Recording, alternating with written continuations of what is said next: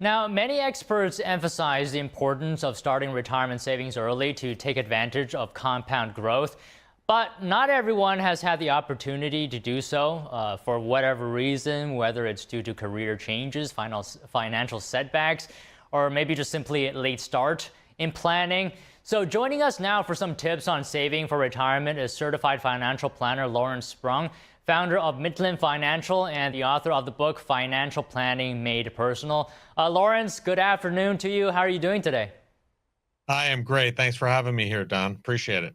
Well, thanks for coming on. So for those who are getting a late start, what are some of the tips that you can tell us for them to, get along with saving? Sure. I think one of the biggest mistakes we see very often are people who have companies that are making matching contributions to retirement plans, and they don't even realize it and may be giving up on quote unquote free money, which is, something that does not happen very often. So first and foremost, check with your employer and see if there is a retirement plan. If there is there a matching contribution? And make sure you're at least contributing what the minimum amount is to get that matching and that free money, because that will certainly help you working towards those retirement goals. So talking about late starters specifically, are there any specific investment types or asset allocations that are better suited for them?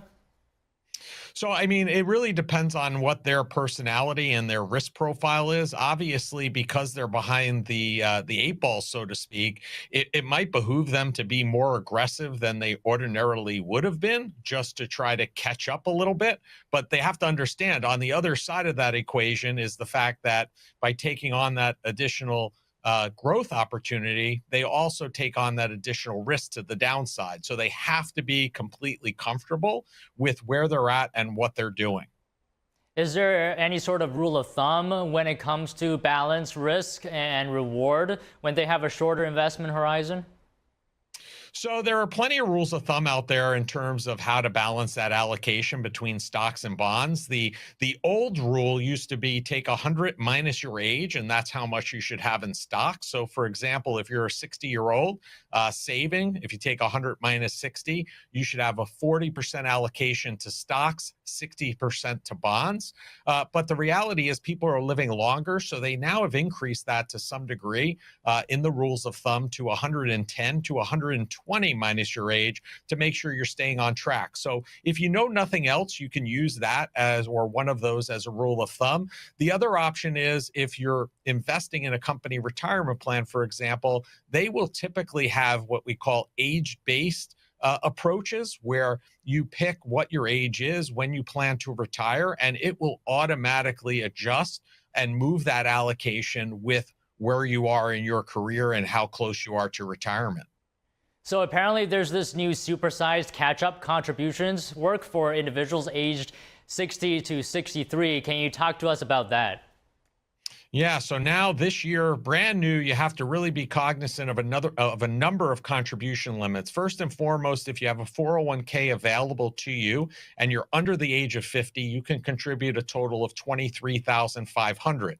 If you're over the age of 50, but not ages 60 to 63, you can add an additional 7,500 and contribute 31,000 in total. This year, special supersize contribution, as you mentioned, if you happen to be ages 60 to 63, you can contribute the 23,500 plus an additional 11,250 for a total of 34,750. So I know there's a lot there. You have to be cognizant of where you fall in those ranges, how much you can contribute. So make sure you check in with your 401k plan and find out what the maximum amount is for you in 2025.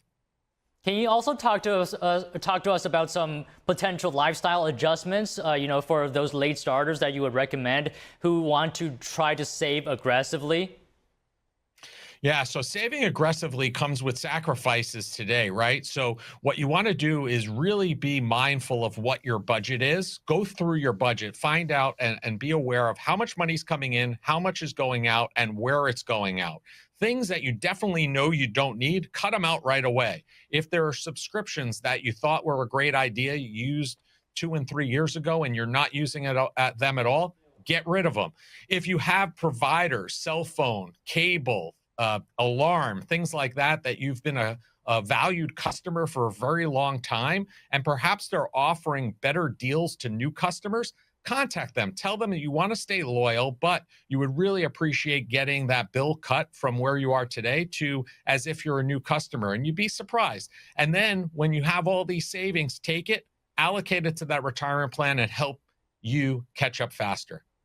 So, we've talked about strategy for catching up on retirement savings, but can I also get your comments on the flip side where, more Americans than ever are apparently dipping into their retirement savings prematurely. So that's whether due to financial hardship or unexpected expenses. So how does withdrawing retirement funds early impact long-term financial security? Yeah, that is a very difficult topic and a very, balanced approach. You have to be very mindful of what you're doing by taking that money out, because obviously you need that money or you may need access to it, but you may be doing a lot more harm than you know, because number one is the money coming out is going to be taxable to you. It's number two, if you're under 59 and a half, there's an additional 10% penalty.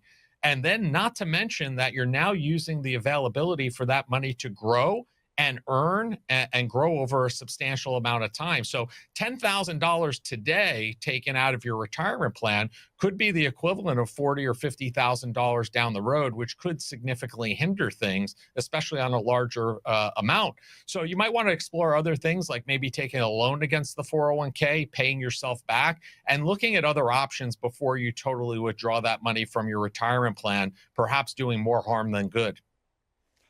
Well, all right, Lawrence, it's always great to speak with you. Great advice. Thank you very much. Thank you, Don.